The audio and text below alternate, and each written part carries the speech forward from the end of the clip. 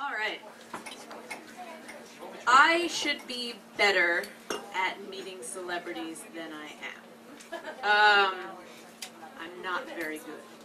The Boy Scouts really have it, like, they've got it down pat when they say, like, be prepared, because you tell me that I'm going to meet a celebrity, you tell me, like, okay, well, so-and-so is coming, it's an actor, it's a writer that you really, really like.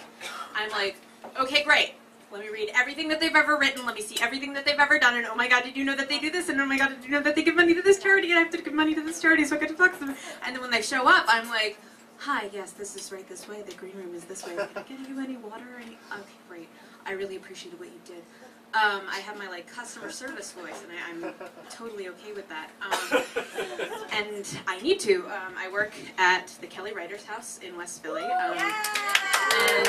that allows me to meet a lot of people that I really respect.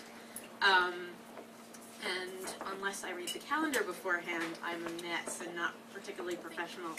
I've had pretty bad experiences when I'm not given the right amount of time beforehand. I pissed off Norman Mailer before he died by asking him, after reading Why Are We at War, well, what do you mean the terrorists hate us? That's ridiculous. He didn't like that. I've also recently, Kathleen Hanna, I knew I wasn't going to get to talk to her, but then she came up to me and told me my dress was cute, and that was all I could do to stop singing Rebel Girl in my brain. I want to try on your clothes too.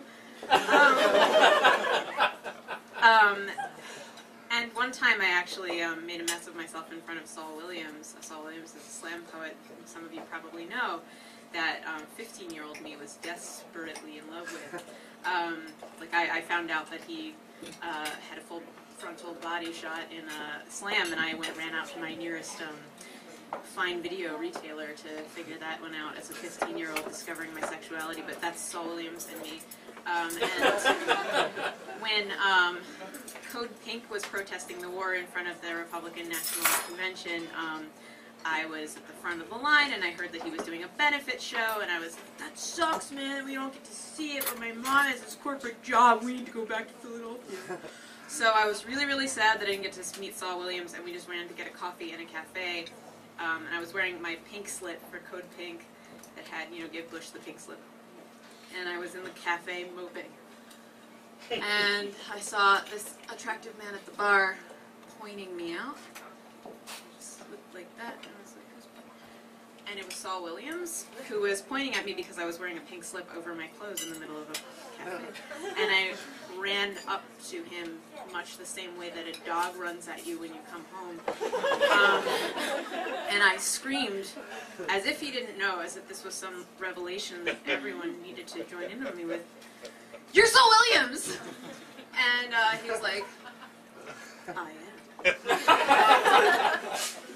All this to say that I'm completely okay with meeting people who are famous. And this is, I guess, proof that when you believe something really strongly and you make fun of other people for not believing it the same way that you do, it's usually out of some self-hatred. There's some element of that in you. So I hate people who have autographed books. But I am definitely the person who screams at Saul Williams that he is, in fact, Saul Williams. Only one time, however, has meeting a celebrity ever been actually dangerous for me. And that was even earlier than Saul Williams. And that was... I consider myself a relatively worldly person. I guess maybe not. I guess maybe I'm just a provincial country bumpkin, but my parents used to bring me to New York every now and then. We would go to museums, whatever else, when I was a kid. And we were driving into New York one time. We grew up in South Jersey. And we were driving in, and we come off the tunnel, and we kind of go through Midtown and the Times Square area, and I'm asleep because it's like a 3-hour drive, and I wake up. I look out, and on the sidewalk, right there, is Samuel L. Jackson. Badass motherfucker, Samuel L. Jackson. And I freak the fuck out.